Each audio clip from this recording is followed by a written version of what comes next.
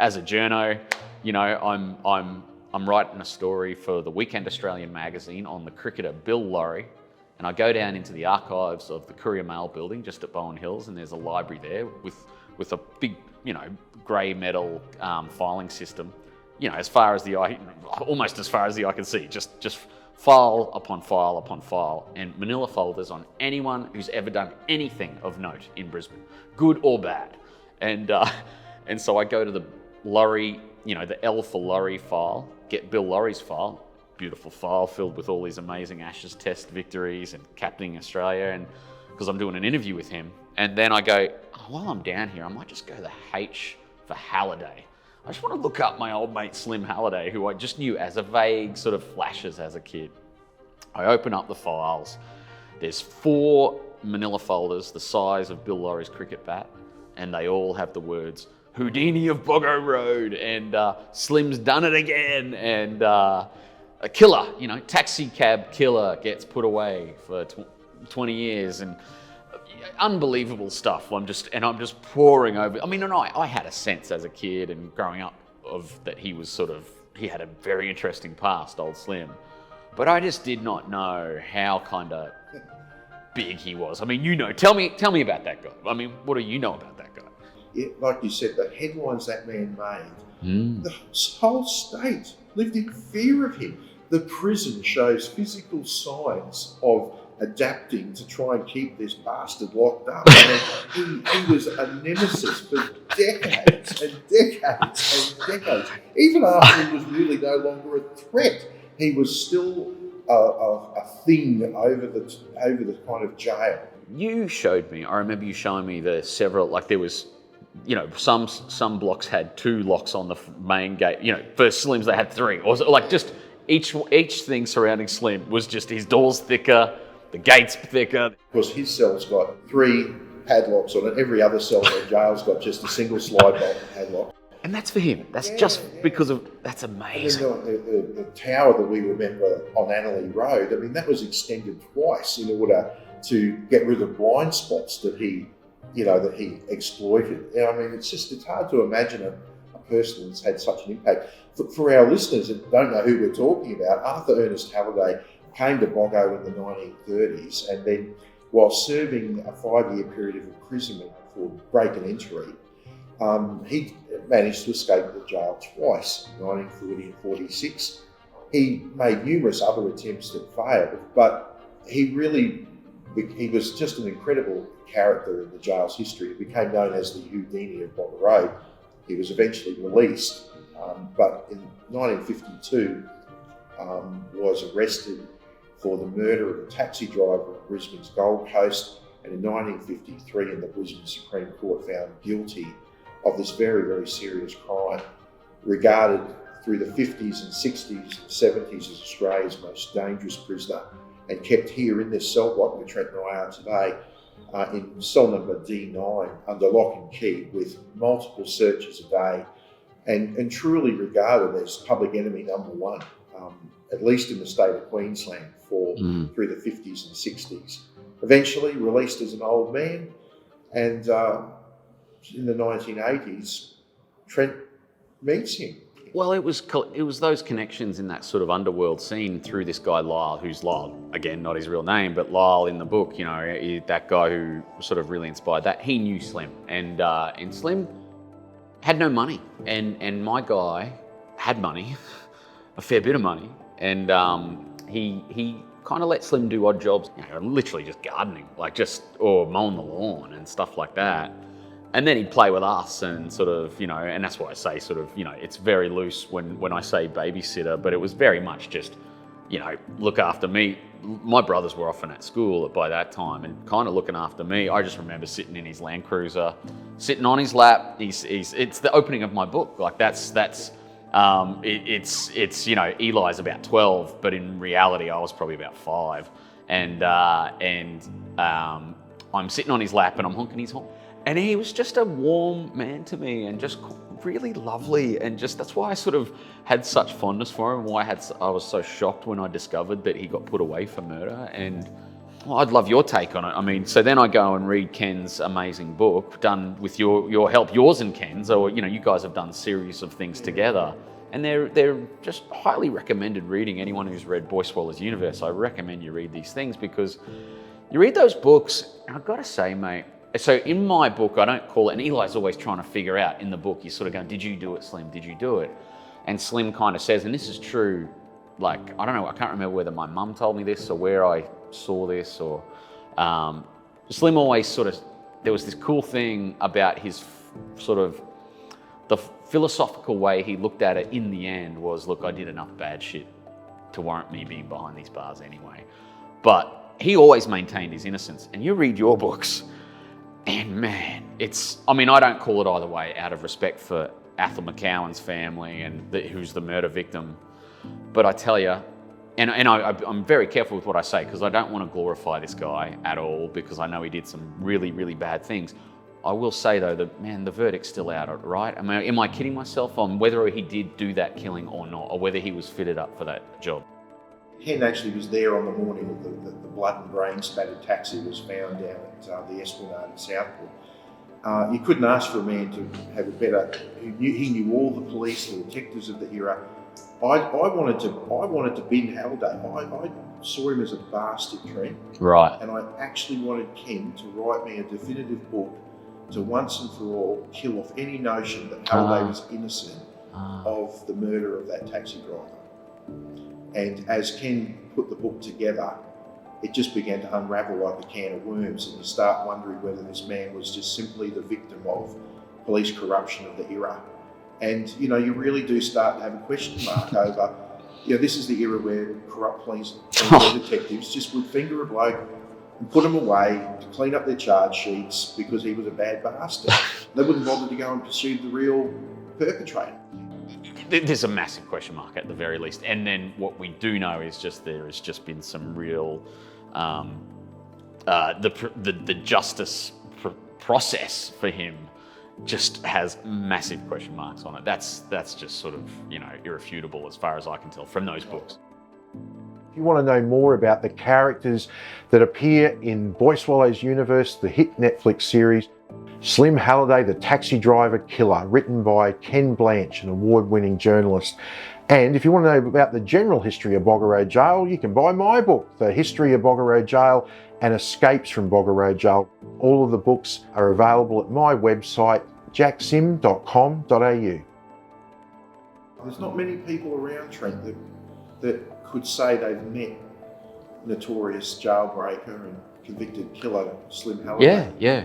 What do you remember about him, like in a sensory sense? Do you remember the smell of those men who smell like permanent rolly tobacco? BO, because you can smell the BO easily because they're only wearing a Jackie House singlet and the stubbies, the old stubbies and thongs, stubbies shorts, and just suntan, like leather skin. It just worn by the sun, and just a face, like Clint Eastwood. Sort of, the guy reminded me of Clint Eastwood. Like when I saw Clint Eastwood for the first time, and I'm talking kind of Good, the Bad, and the Ugly, he looked like Clint Eastwood. He looked like the man with no name except 80, you know what I mean, or 75. And I remember, but I'm not. He looked like Buddy Holly. He had those glasses, and he had the hair was still the same, like slicked back, but also kind of a broken man as well, and kind of, I remember sort of feeling sorry for him, like even as a boy, like what a sweet guy, and what is, I don't know, just those feelings that, and that's just a sense thing, you say sense, well, like I'm just saying my instincts as a boy, how I felt for this man, like, and these, and don't get me wrong, these are flashes, and I built my story in Boy Swallows Universe from my feelings and my flashes, and as well as the research. All that stuff that Eli Bell in the book is asking about, are you a good man? He's asking all these men in his life, are you a good man? He wants Slim to be a good man. He wants nothing more for people to tell him, no, he's great. And he wants nothing more than for people to tell him, no, he didn't do it. He was innocent the whole time, because then he can consider him a hero. Then he can go, wow, what a guy. He wants that, and that way he can love him. And it's sort of, that's the story of my life for a couple of really important men in my life.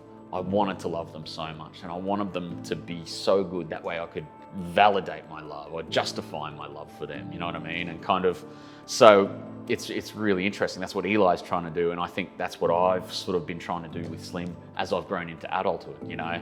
It sort of hurts when I hear people sort of go, when I still kept reading, like, oh shit, Slim, geez, you did that, really? Oh, you know what I mean? You sort of, and it tears away at your own sort of, you know, whimsical, kind of more dreamy, kind of romantic memories of the guy, you know, and my older brothers are better than that at me about facing the true reality. Like, I'm the dreamer in the family, whereas, you know, I've got a couple of bros who are just like Trent. He was a fucking, they were all just bad bastards.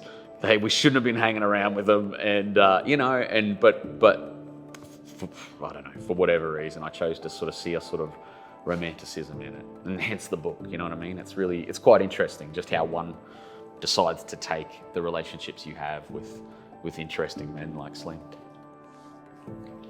Do you remember his voice? Oh, absolutely. It's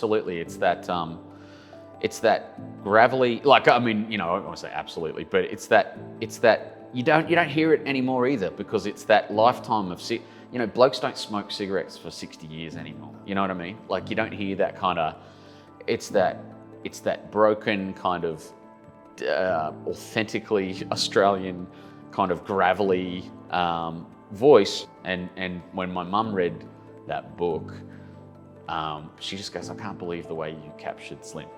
And she's like, he was always on about deep shit. Like, and I don't know whether it was stuff he learned in that room just there, or whether it was from the books that were maybe in the Boggo Road Library, or where that came from. But he was a really deep thinker, and was really enthralled with the universe, and with the human heart, and you know what it is to live in this world, and like interested in things and science and learning about things, you know, even though, you know, on paper, geez, he wouldn't have an academic credit, you know, to his name, you know. Yeah, I've got an incredibly soft spot. Okay, this is tricky because it's like I don't have a soft spot for freaking killers or, you know, people who find themselves in here. I have a soft spot for the boys who they were before they became those guys. Like, I care for the boys that were 12, whatever thing that sets them on that road, you know. And the guy I'm talking about, Lyle, like, man, his life was fucking hard. Like, it was so hard. Like, you know, Westbrook, he knew all those, like, all that, at least he if he was there, he was at something like it, and he met all those people from out there. But you know, just kind of tough life, just doing it tough. And, you know, it's, you know, there's just things that set people on these roads. Slim, you know, a freaking orphan, no money, no food, horrendous treatment at a boys' home down in like northern New South Wales. You know, freaking hell, just start stealing stuff, you know, to get by. Of course, once you go down that road, you steal one thing, steal little, steal big. Next thing you know, you're bloody climbing on rooftops and sneaking into people's houses and doing sort of daylight robberies. And next thing you know, you're freaking getting yourself in here, you know. And it's sort of, I don't know, I've just got such a kind of, I feel so sad for the boys they once were, you know. And my life was just nothing like that or anything like that. But I just know there were certain moments where I could have just gone, fuck this, fuck it. I don't want to try. I don't want to do any of this. I really kind of hate the world right now, and I know that no one sees any future for me. So why should I see a future for myself? You know, and I don't know. I just love any kid right now across Australia who's on that knife edge, and he or she has had the magic beaten out of them by adults and by life. You know, but perhaps by, you know, really scary people, and somehow they choose to still follow their own magic. You know, that's an incredible decision that any kid makes. And I have a soft spot for anyone who doesn't, you know, to be honest. I think I get it, you know, I shouldn't say soft spot, it's just that I get it. I understand it, you know. And so that's why all through my journalism career, I was always interested in interviewing crims, you know, like I was always just very interested in their thought processes, you know. It's like you say, it's like Slim was, he's just an intelligent guy, mate. Like, given the right stuff, you know, he should have been a bloody teacher. He should have been an English teacher. You know, would have made a great English teacher. But instead, he was Queensland's most notorious prison escapee. You know, it's all very fresh in my mind because I just saw this play and the whole play's got it. You know, they made a play out of this book inspired by this place, and in it, you know, Slim's always telling Eli, he just goes, you know what? You know, one thing I've learned about all my shit, I could bitch and piss and moan about my lot in life and the things I've done, but in the end, mate, no matter where I've come from or where you've come from or where anyone comes from, it's just a choice. It's just a choice. And it has no past, it has no future in it. It's just now. It has no blood in it. You will not be defined by the blood that's running in your veins, you know, and it's just choice. Discover the shadowy history of Brisbane's South Side on the South Brisbane Cemetery Crime Tour. Visit the graves of a poisoned prison warder, an unsolved murder mystery, and those executed on the gallows of Boggo Road Jail, including a teenage tomahawk killer and one of Australia's last bushrangers. Join me, Jack Sim, and my team of guides to discover Brisbane's criminal history. Book a public or private tour at crimetoursaustralia.com.au. Those lessons that Halliday gives in the book to you, Oh, yeah. are they close to the real words that he shared with you? Oh, not with me, but with my mum. He showed her the power of hope, you know what I mean? And the power of that, like, look, like just that the light is coming. And mate, all of that stuff that he talked about is true. That do your time before time does you. Make the most out of your sunshine hours, as in when you're out there in the yard, make the most of that time because you're going to be in here in room 9, cell 9 for freaking a long time. And that is the most terrifying room you could ever see. It is the window, such as you could barely call it a window. I don't even know what that is. Any view you actually do get through a thing that's the size of less than a Monopoly. It's not a Monopoly board. It's like, what is it? It's a tea towel of a size, and yeah, it goes to a brick wall, and he's basically in darkness for what, I don't know, 10 hours, 14 hours a day, sitting in darkness. You know, to sort of hold on to hope in that environment, you know, let me put it this way. So when he goes to sort of someone like my mum and starts talking about hang in there, you know how we all go, hang in there. Well, let me fucking tell you, when Slim Halliday says hang in there, that's fucking powerful. You know what I mean? You know, when someone who works a friggin' office job, you know, and, you know, goes to the pub every Friday night says hang in there, you're like, yeah, thanks, you know. But when a guy who's done 23 years inside that room says hang in there, you kind of go, all right, man, if you could hang in there, you know, just to make it out, you know. We're like, look, I mean, just why didn't that guy go the other road? It's an amazing sort of testament to hanging in there. And she knows that I talk about it because it's just, I'm so proud, you know, and it's story, you know, who are we but our stories, you know, and you know, who am I, man? I was put on this earth to write that, I'm just convinced of it, to write that book, Boy Swallows Universe. So to be sitting here with you, Jack, and talking about where that book comes from, mate, yeah, fantastic. I've really enjoyed it. Thanks for your time. Yeah.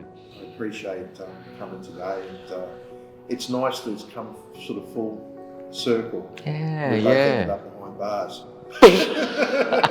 Some would say where I belong. Yeah, me too. Thanks, Trent. Thanks, mate. Cheers. Thanks for joining us at Boggo, the official podcast of Boggo Road Jail. Make sure to like and subscribe. We'll see you behind bars next time.